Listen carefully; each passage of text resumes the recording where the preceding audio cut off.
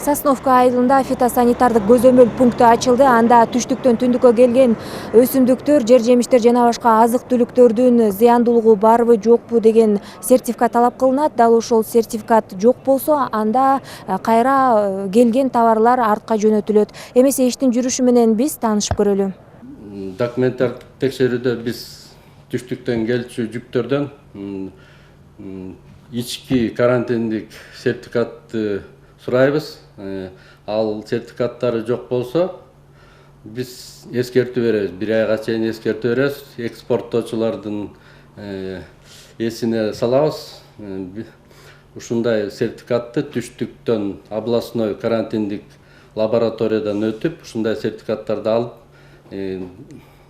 кийинки экспортко жиберүүчү кадамдары менен жеңил өтүп кетет. Бул жерден текшерүүдөн өтүп, андан ары чек арадан өтүүгө мүмкүнчүлүк түзүлөт.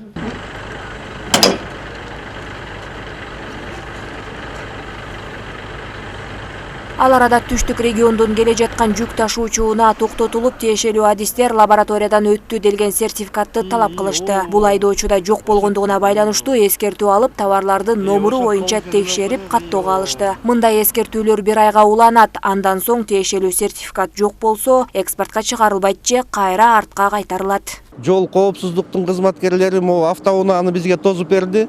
Мунун ичинде жүк кургатылган жер-жемиштер экен.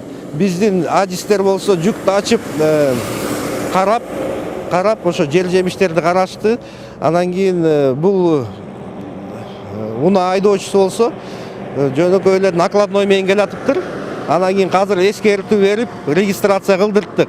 Эмкиде ошол жүктү жүктөгөн жерден биздин кызматка кайрылып, карантиндик кызматка кайрылып, ошол жактан эми карантиндик сертификат менен келсин деп. Айыл чарба министрлигинин алдындагы өсүмдүктөрдүн карантини департаменти түштүк региондон өсүмдүк көчөттөр менен зыянкеч курт-кумурскалар өлкөнүн түндүгүнө тарабашына бөгөт коюуну максат кылууда. Мындан тышкары Евразия экономикалык биримдигинин шарттарына ылайык экспортко чыгарылган товарлардын фитосанитардык сертификаты болушу зарыл. Мындан улам аталган департамент өлкөнүн бир нече аймагына фитосанитардык көзөмөл пунктун ачууну мерчемдөөдө. Анан ошол зыянкечтер 1 айылдан башка райондорго, башка облустарга, өлкөбүздүн башка аймактарына тарабашы үчүн атайын бир аларды көбөйүп, аймактар көбөйүп кетпеш үчүн иш-чараларды жүргүзөбүз да. Биздин өзүңүздөр билесиздер, түштүк облустарында өндүрүлгөн айыл чарба продукциялары ушул Чүй облусу аркылуу, Казакстан чек арасынан аркылуу экспортко жөнөтүлөт. Негизинен тартип боюнча, талап боюнча уруксат кагаздары кайсыл жерде продукция өндүрүлгөн болсо, ошол жерден уруксат кагазын алып, ошол жерден атайын тиги текшерүүлөрдөн өтүп, анан келиш керек да. Негизден Кыргызстанда зыянкеч курт-кумурскалардын 7ден ашык түрү бар. Алардын арасында эң кооптулары дагы кездешет.